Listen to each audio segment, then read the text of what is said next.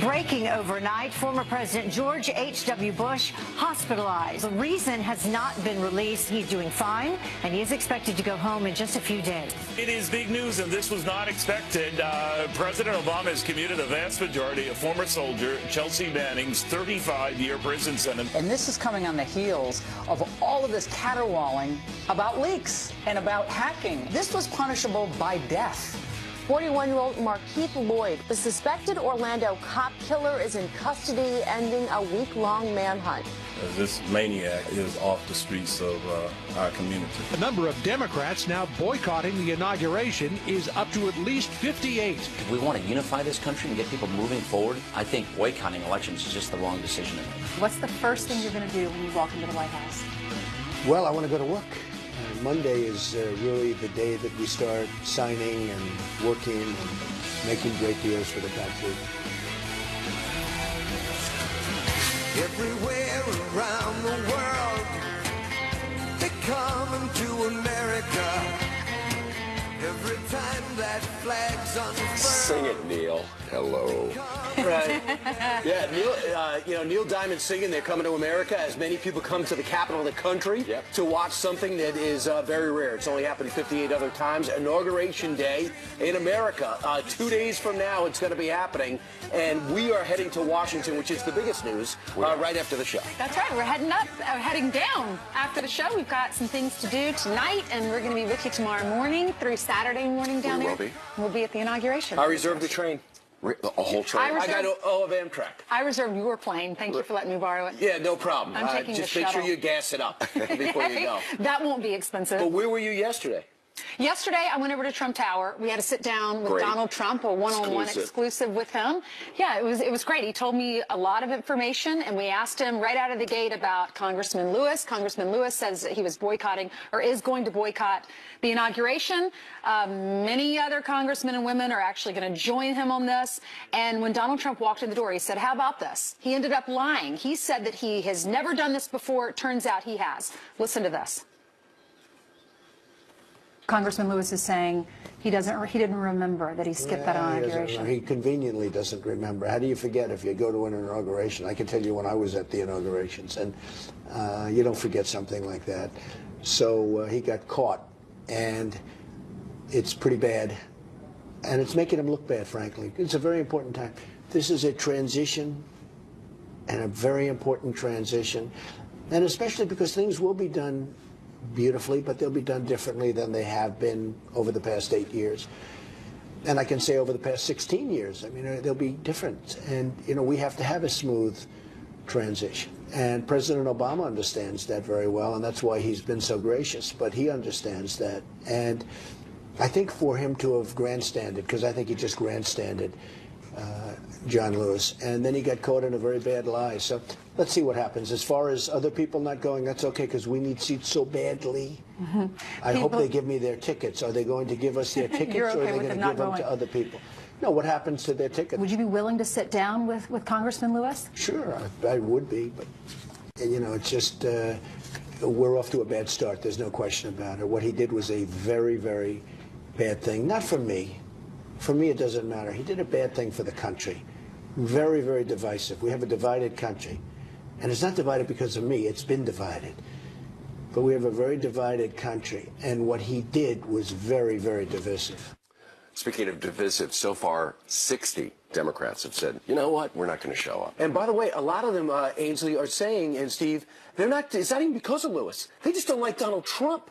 It's up to 60. And among the outlets that says this is wrong to sit out the American process and it's anti-American to do so is the biggest critic of Donald Trump outside maybe the New York Times, New York Daily News, in their editorial today. So you might not like him, you may disagree with him, but you have to show up. Agreed. So so now from here on out, every time there's a Republican president, the Democrats shouldn't show up, and when there's a Democrat, the Republicans. How do we get to this point? This is extraordinary. Hillary Clinton's going to be there. I thought that was extremely classy of her. And every Senate senator. Every U.S. senator will be there, from the most liberal to the most moderate. Every Democrat will be there. What is going on in the House? It is just an excuse not to show up and raise some more money. Democrats should realize raising money doesn't win you elections. Well, didn't you learn anything from the last round? With Lewis, he said he didn't think that Trump was a legitimate president, but then you've got a number of people who say, we don't like the way Russia helped Trump, you know, through WikiLeaks.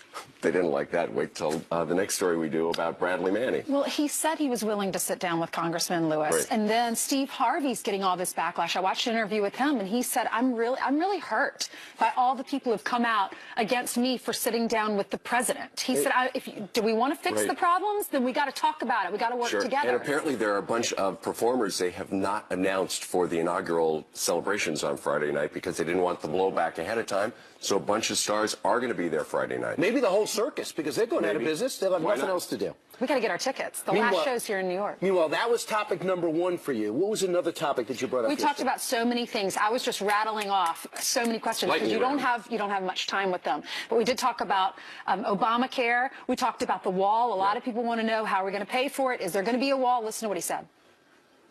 When I said we're going to get reimbursed for the wall, they said, oh, Trump's not keeping his promise. I said, wait a minute. We're going to build a wall. Mexico's going to reimburse us. And headlines, Trump's not keeping. What's this all about? Now, I could wait, but in order to get the wall started, which we're going to do sooner than we can do the deal, we have to do it this way. So we're going to have a wall. Mexico, in some form, Mexico is going to reimburse us for that wall, and everybody's going to be happy. And we're going to stop the drugs from coming in, and we're going to stop people from coming in who are doing, in some cases, some tremendous harm. But I have to say this, we're going to have a tremendous, beautiful, big door in that wall. He said he's not going to separate families. So many people are worried about that. He's going to let the good folks stay. It's the criminals. But there will be a wall. There will be a wall. But what you just said is interesting, because one of the big debates on when it comes to legal immigration for the people here is there a pathway to citizenship? And for the most part, he's couched it and said, let's worry about the criminals first and secure the border second, and then we'll worry about the people here alone. If he tells you the people here are going to be able to stay with their families, there's a pathway to citizenship. He said, I'm going to have a heart. I will have a heart when it comes to making these decisions. But we've got so much more of that interview, more of it coming up in 25 minutes. We're going to play it throughout the morning. We talk about some fun things, too, like what the speech is going to be like, the first night in the White House, that kind of thing. Speaking of heart, is that the reason President Obama pardoned, gave clemency to, when he was the leaker, he was Bradley Manning. Now she is known as Chelsea Manning, the transgender ex-Army intel analyst, sentenced to 35 years in Leavenworth. And he's getting out in May. It looks like it after 7 years. And a lot of people are saying it is completely inappropriate. That man, woman is a traitor. Well, Mike Baker was on Fox and Friends First earlier this morning saying this guy is, or she, I should say now, is responsible for the death of individuals by leaking information about our military. Other countries get that information, and people have died as a result. Our reputation as an army, because of this clown released information, top secret information, because he was depressed while serving, of our downloads of Iraq and Afghanistan war logs, and got half-baked video out there that made it look as though our guys were out there indiscriminately killing Iraqis and Afghanis, and really got people in a lot of jeopardy. And when our informants in Afghanistan in particular had their identities outed, there was a mass killing spree by the Taliban inside Afghanistan. This was an outrage. It began in 2010. It was exposed. It was headed over to WikiLeaks. WikiLeaks became a national, international scourge and name, and really gave birth to them. After that, Edward Snowden uses them as a dump. And after that, we all know what happened with WikiLeaks. But yet, it didn't seem to matter to Barack Obama yesterday, and it raised bipartisan outrage. Listen. I think it's dead wrong. Absolutely dead wrong. This is treason, espionage at the highest level. What the Private Manning done, what Chelsea did, is absolutely found guilty, 35 years sentence. Should full out that sentence, should basically serve that sentence out. Chelsea Manning pleaded guilty to very serious crimes, leaking highly classified information that put at risk the lives of our troops and our diplomats, our intelligence officers, allies who have helped us around the world. It caused serious national security harm, and what President Obama has done today is going to cause harm as well. I'm really surprised that the president took this action, and I have concerns about what message we send about ultimately revealing sensitive national security documents. And in case you think this is political byplay, the U.S. government confirmed that this material that was leaked out by Bradley/Chelsea Manning was found in bin Laden's lair. He requested it. He requested You know what's interesting about it. this? What's interesting is the Democrats, he's giving clemency as a Democrat to Bradley Manning or Chelsea Manning, yet the Democrats are the ones complaining about WikiLeaks. That's right. Turning this election in Donald Trump's favor. And the need for intelligence to not be shared. I wrote this down. A prominent blogger wrote this. Giving classified information to WikiLeaks is good as long as it only endangers national security and not Democrat careers. Wow. Yeah, fantastic. Right. So we know he's replenishing the enemy by releasing these terrorists from Gitmo, and he's telling everyone in the intelligence community the stuff that you have doesn't really matter that much. So a good combination on your exit interview. It's like a high school senior that never has to worry about high school again, but we're stuck in high school. We have to deal with what you're Julian dealing Assange with. and you're coming back to the U.S., which he promises to do, then this could be a good thing for him. Yeah. Look for some more pardons and commutations tomorrow. Probably Bo Bergdahl. And some Gitmo detainees out. Hey, Abby. Good morning, you guys. Thanks. Great job on that interview with President-elect. Look forward to the rest of this morning. Good to see you guys this morning. We want to get right to that. Fox News alert breaking overnight. Former President George H.W. Bush hospitalized in Texas. The 92-year-old is being treated in Houston Methodist Hospital after experiencing shortness of breath. Bush's office saying it was a precautionary move and he is resting comfortably. Bush 41 has dealt with several health issues in recent years. We'll, of course, bring you any updates on his condition as we get them. Also this morning, a suspected cop killer is in custody after a 9-day manhunt. Orlando police capturing Markeith Lloyd, locking him up with the handcuffs that belonged to the sergeant that allegedly murdered Lloyd. Lloyd was on the run for weeks, suspected of killing his pregnant girlfriend. He shot and killed Master Sergeant Deborah Clayton. You can see her right there. Earlier this month, when she recognized him at a Walmart, police found Lloyd hiding inside an empty home, armed and wearing body armor. He now faces murder charges. And an election protester setting himself on fire in the middle of Pennsylvania Avenue just days before the inauguration. Firefighters racing to the Trump International Hotel in Washington, D.C. to extinguish those flames.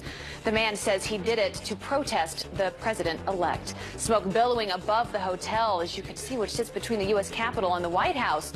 Police say the protester was seriously burned, but he is expected to be okay. And those are some of your headlines. I'll be back with you guys shortly. God, I can't believe anyone would do that. It's terrible. Ugh, thank you, Abby. Well, you're wondering where Steve is. We sent Barry White over to the kitchen to make some lemon tea. Right. You're all writing us about it. Right. Yes, he's got a cold. And he's going up to use the touchscreen. But let me tell you what's coming up straight ahead. Donald Trump didn't just win the election. He completely redrew the political map. David Byler of the RealClearPolitics.com joins us to explain why. And Garth Brooks made headlines when he turned down the invitation to perform at President-elect Donald Trump's inauguration. But now we know why. Garth is giving the real story. Straight ahead. If you buy it. Well, he defied the polls, the pundits, and the predictions. Donald Trump not only won, he redrew the political map. But how did the president-elect do it? And what does it mean for the country going forward? Here to break us down is the elections analyst with Real Clear Politics, David Byler. Good morning to you, David. Morning. Thanks for having me. You know, before the election, everybody was breaking it down state by state. But as we look at how Donald Trump won, you look at it county by county. Yeah, so this map, a lot of red, a lot of blue, tells the basic story of the election. Essentially, you have Hillary Clinton and the Democrats winning in a lot of urban centers in places like New York or Boston. Hillary is blue. Yes, Hillary is blue. He Sorry is about red. that. Yes, yes. All right. You have her winning in urban centers, and you have her winning in some of the racially diverse areas, like the Southwest has a lot of Latino voters who favor Democrats. Well, there are black voters in the South. Let's go ahead and go into the South and take a look at that. Yeah, so the South is where some of the most important trends are. What you've seen in the South over the last 2 decades is white voters shifting from Democrats towards Republicans. You see that in coal country here, sort of southern West Virginia, eastern Kentucky. You see that in this part of Oklahoma. And essentially, some of the things that we've been seeing is a long-term trend where rural and small-town white voters have moved sharply to the right over the last 20 years. Okay. That's been really important for Donald Trump. That continued, that trend, out in the West. But the flip side of that trend is that Democrats do really well in cities. So some of these states, like you'll see... Around Denver. Yeah. Oh. I just helped you. Yeah, exactly. Around Denver, and this whole C shape in Colorado is one good example. Las Vegas, Nevada is another good example where Democrats have been able to win in big cities. That's helped them out in the West. But Republican strength in these rural areas has really helped them a lot when it comes to the Northeast and the Midwest. Those are really the key areas for Donald Trump to win. One more. Yeah, sorry about that. My fault. There you go. In the Northeast, what you'll see in Pennsylvania here is Hillary Clinton wins in Pittsburgh. Yep. She wins in Philadelphia. But this big sort of rural red part in the middle goes for Trump. That gives him the margin he needs to win the state that ultimately got him over the top to 270 electoral votes. I think we have one more map, right? Right, and this is actually the most important map. There you go. Yeah, sorry about Close that. This is the most important map, which is the Midwest. And you see essentially these rural areas in Wisconsin, all around Minneapolis and Minnesota, all through Iowa, in Ohio, in the Appalachian area, over in the Southwest region. All of these areas have a lot of working class white voters who previously might have liked the Democratic candidates like Bill Clinton, but have since moved right. And that's been a big part of why Trump was able to win. Indeed. And you know, the interesting thing about it, when you look at the whole country, it's pretty clear that the way Donald Trump won was he won more counties by a lot. Yeah, he won a lot of areas that just were outside of sort of these urbanized cores and very diverse stretches in the South and Southwest. The blue is her and the red is him. All right. David, thank you very much. Thanks for having me. Interesting stuff. All right, straight ahead on this Wednesday, President Obama commutes the sentence of Chelsea Manning after Chelsea leaked Army documents and betrayed fellow soldiers. So what do soldiers make of the move? Army vet, our own Pete Hegseth, is here next. Hello, Pete. And it's a women's rights march, but a women's group is banned from participating. The reason? We'll have you seeing red. All right, quick headlines now. The mastermind behind 9/11 attacks, Khalid Sheikh Mohammed, writing a letter to President Obama, reportedly complaining about Muslim oppression by the U.S. The letter delivered to the White House after being held at Gitmo for 2 years. Mohammed, KSM, is awaiting the death penalty, and we all can't wait for that day.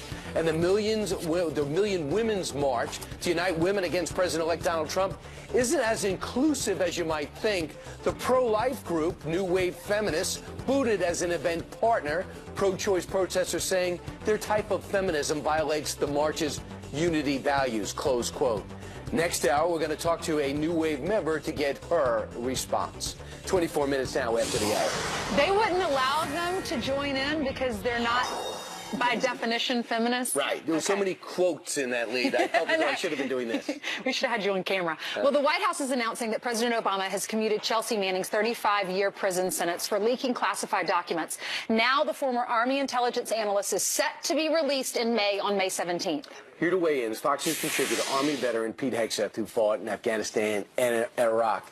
This intelligence dump directly affected the men and women you fought with. As you pointed out, it is a document dump that Osama bin Laden himself sought because of how document-rich it was. Dossiers on the entire Afghan war, the Iraq war, our strategy, our collaboration with allies. He read through it because he wanted to understand what we were doing and how to counter it.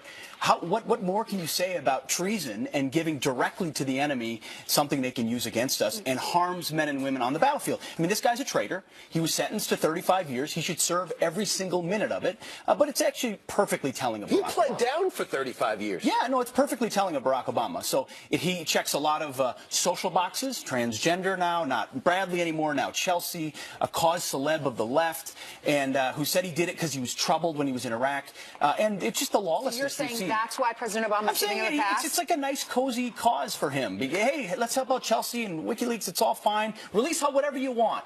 America, you know. Mike Baker this morning was on Fox, and he's an ex-CIA agent, and he said that this guy, or this girl, I should say, is responsible for the death of Americans by releasing information about our military to other countries. Of course. I mean, I wouldn't release one document, let alone 700,000, and you did it because you wanted to expose supposed war crimes. As you said, some fuzzy videos, some difficult situations where our guys make decisions on a split second. He's indicting them in the court of public opinion, making the wars more difficult to prosecute. By the way, it raised the profile of WikiLeaks. We didn't even know what it was. It caused irreparable damage to Hillary Clinton's State Department. She had to go around apologizing for all the stuff that was said behind closed doors that we didn't even want our allies to know. Here's what Catherine Harridge reported.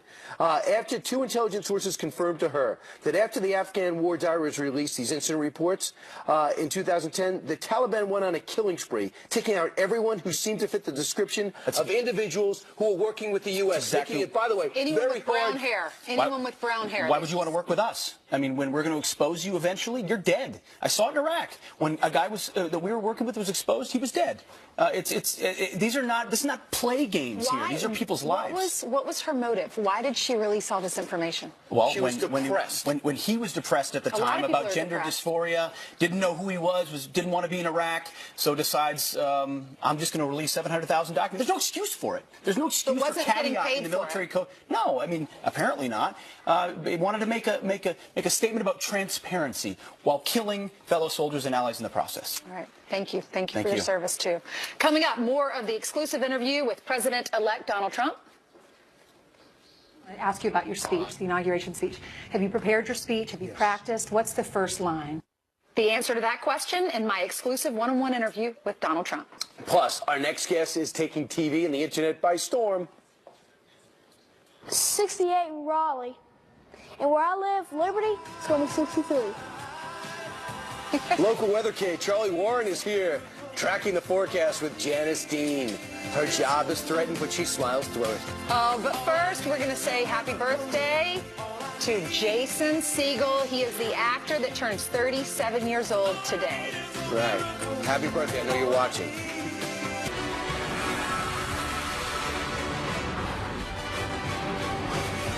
Well, the inauguration just 2 days away, and we've got an exclusive interview with our next commander-in-chief. Well, she did. Well, Ainsley visited the 25th floor of the Trump Tower to talk about the big day. Is that true, Ainsley? That is absolutely true. You want to listen? If you have time. All right, here we go. Oh, Donald Trump is about to become the 45th president of the United States. There was more on the prompter. So what's the first thing on his to-do list? We asked him that question, and we asked him a lot more in the exclusive sit-down. Listen. President-elect Trump, thank you so much for meeting with us today. Thank you. Exciting week for you. What's the first thing you're going to do when you walk into the White House? Well, I want to go to work. Monday is really the day that we start signing and working and making great deals for the country. I know Melania and your son are going to stay here in New York until he finishes school at least. Will they be there with you Friday night? Oh, yeah. Your first night in the White House? Will your whole family be there? My whole family is going to be in the White House. Barron and Melania and all of my children will be in the White House, which is sort of a tradition. They say the first night you have your family there, but Ivanka, Don, Eric, Tiffany, they're all going to be in the White House, and it'll be very exciting. There's something very special about that building. Every time you walk in it, it's just something so incredible about the White House. Not many people get the opportunity to say that they are the President of the United States of America. It's very humbling, I will tell you. I'm sure. Do you think about your parents? I do. My parents were great. I had great parents and loving parents, and my father was a strong guy. Actually, my mother was at least equally as strong, but a lot of people didn't quite understand that. But she was strong, but good, both good, great hearts and great parents. I want to ask you about your speech, the inauguration speech. Have you prepared your speech? Have you practiced? What's the first line? Well, I have prepared it. Well, the first line is thanking everybody, all of the presidents, and including, by the way, President Obama and Michelle, who have been absolutely nice. Melania has spent time with Michelle, and it was great. And Ivanka the other day spoke to her. The conversation was going to be a quick conversation. It lasted an hour.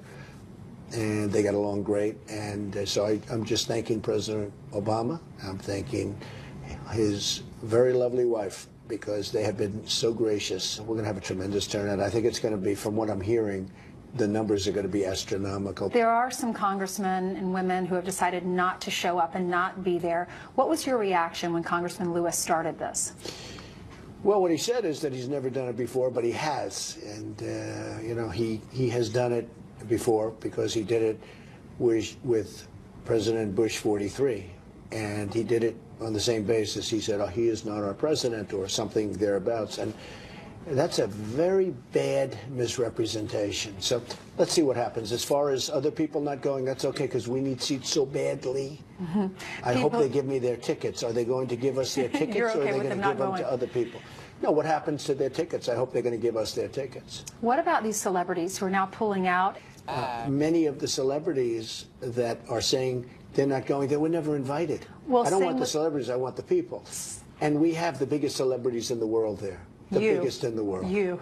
Well, I won't say that. But we have the biggest, and President Obama. How about these designers and that are saying President they Obama. don't want to dress your wife? She's not. Did she even ask Tom Ford? Never asked Tom Ford, doesn't like Tom Ford, doesn't like his designs. Tom Ford is an example. I will not dress the First Lady. He was never asked to dress. And Steve Wynn just called me, and he said he thought it was so terrible what Tom Ford said that he threw his clothing out of his Las Vegas hotel. I'm not a fan of Tom Ford, never have been. I heard smaller parade, fewer balls. Why is that? Well, they had many balls. They had like 10, 12 balls, and we had that scheduled. You know, we have one ball, I think it's 25,000 people, and they're going to be bigger, but who wants to have like 10 different balls? So we did fewer. Everything's sold out. You can't get a ticket. But in fact, my biggest problem is you can't get tickets to any of this stuff. It's impossible. I was told some of the dress shops in Washington, you can't get a dress anymore. It's like it's just going to be an amazing weekend. It's going to be something special, and you will have crowds like they have rarely seen before. What about Twitter? You going to continue to tweet? Yeah. Look, I don't like tweeting. I have other things I could be doing, but I get very dishonest media, very dishonest press. And it's my only way that I can counteract. CIA John Brennan, he responded to your Twitter. You said you questioned whether or not he might be the leaker. He's saying, no, he's not the leaker. What's your response? Well, I accept look, I accept it, but it came out of someplace, and it's fake news. It's all fake news. You know, I can say something about George Washington. I can say something about Abraham Lincoln. I can say something about you. I can just fake news. And they shouldn't have been a part of it. They should not have been a part of it, because it's made up, never existed, never happened. And the reason I say that so strongly, because nothing's ever going to show up. There's never going to be a tape that shows up. There's never going to be anything that shows up. Now, I would be very embarrassed if a tape actually showed up saying something like that. It would be double embarrassed, because I'm saying it. There is no tape. There is no event. I was never even in that room for that period of time. They made stuff up. And it started with the Republican Party when they tried to beat me in the nomination. And then it went on. The Democrats took over that work, supposedly. And by the intelligence giving it credence, a little bit of credence, by just even talking about it, it was very inappropriate. So I don't know who the leaker was. I have no idea. But it's fake news. Press briefing room, are you going to move it? So we were going to move it because, well, for whatever reason, you'll have to explain this to me and everybody, but we get a lot of people showing up for press conferences, etc., including briefings. And the room is too small. So we said we're going to move it to a larger room in a nearby area, but, you know, not the same area. And the press went crazy. So I said, let's not move it. But some people in the press will not be able to get in because there's just too many. We'll make sure you get a seat. But there's too many people for this small room. Especially nowadays with bloggers and with radio. Well, we have so many people that want to go in, and you know, so we'll have to just pick the people that go into the room. I'm sure other people will be thrilled about that, but we offered a much larger room because we need a much larger room, and we offered to do that, but they went crazy, and they'll be begging for a much larger room very soon. You watch. Did you see the impersonators that were standing in for you? They're in the military, the man and the woman. They were you and Melania. Oh. We interviewed them this morning, and we said, is there any advice you have for Mr. Trump? And he said, tell him to watch his step. Apparently he tripped going up the stairs. We don't want that to happen. Yeah, he wouldn't be the first person to tell Donald Trump to watch his step. Now, we did learn that apparently Ralph Lauren is actually going to be dressing Melania.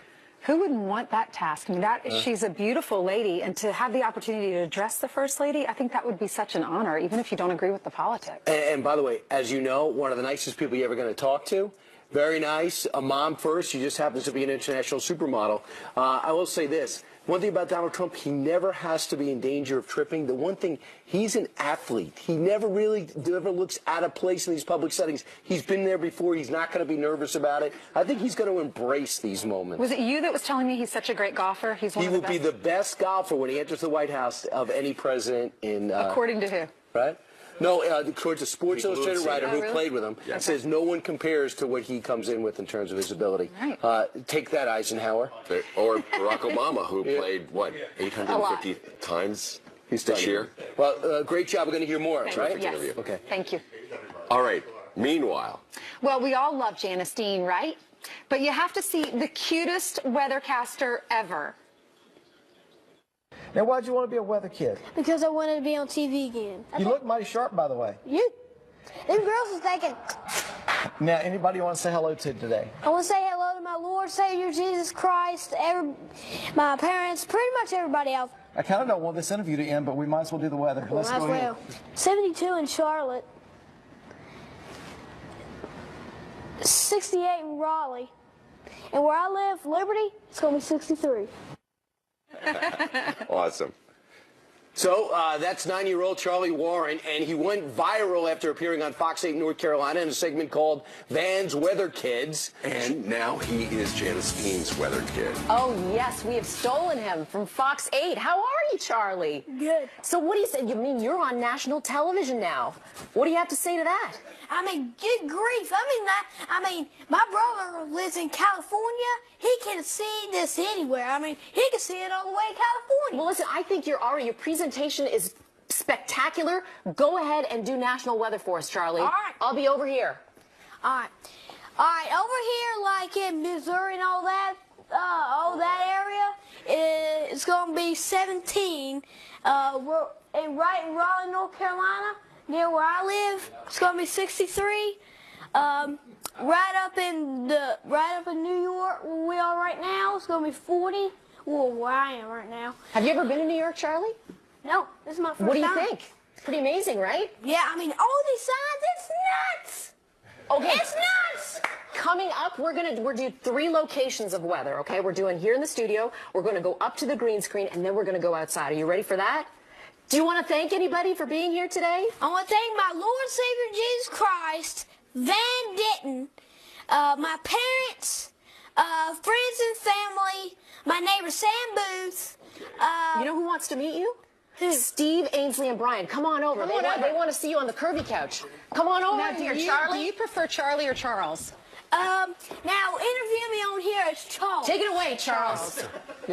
So you're ready for your interview? Okay. So, what motivates you? Who's your television icon or idol? What do you mean? Who's the person on television you like most? Probably. That lady behind you. That's okay. Well, I got lots. I got lots. Okay. Do you have brothers and sisters? I only got one brother. One brother. Is he older or younger? Oh, he's a lot older. What do you think about the weather in New York? Because it's a lot colder up here than it is in North Carolina. Yeah, it's 68 in Raleigh. Like I said, it's 68 in Raleigh. It's 40 here now. Okay. Very You're good. amazing. I'm just going to drink coffee all morning, and Charlie's going to do my job. Great. Oh, good. Is that all right? Oh, good green. All right. Good job, Charlie. Hey, we got to go to break. We're going to talk to you again. Is that okay? All right. All right, good. Want to go get some But coffee? Hey, I can't drink. Hey, you can get some hot chocolate, though, because that's my coffee. All right. Hot chocolate. John, get on that, okay? Come on, right now. watch me drink hot chocolate. That's a good tease. Hey, let me just, if I can just get a word in, Charlie, just real quick. I'll make it quick. Coming up straight ahead, President-elect Donald Trump winning once again, convincing Boeing to build a cheaper Air Force One. And he hasn't even taken office yet. The art of that deal coming your way.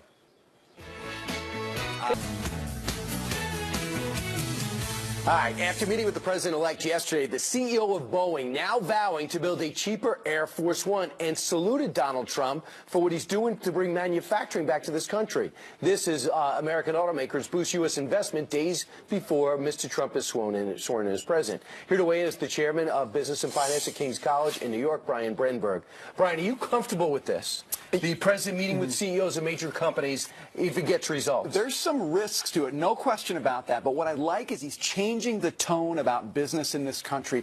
Businesses are no longer viewed as adversaries. They're viewed as partners in helping people to find work, to grow their wages, to find opportunities. So, yes, it's not without risk, but I love the tone he's setting. It's very different than the last 8 years. Do all these CEOs feel as though they have to listen to the president, or do they have additional, or are they just being deferential to the president-elect? I think they understand there's a PR opportunity here. He has a great platform, and they know that if they're saying things that appeal to the American public, he can help them get that word out. So the risk is that they become deferential. They don't want to do that. They need to serve customers. But he has a platform that a president hasn't given them for a very long time. Do you differentiate between military contractors being called out on overcharging and private companies being told to bring their manufacturing? I do, because look, this is something that's within his sphere of influence, right? Boeing, these are the kinds of things where he has some decision-making rights, and he ought to be pressing these guys. When you're talking about private companies, they're not his. He's not a shareholder.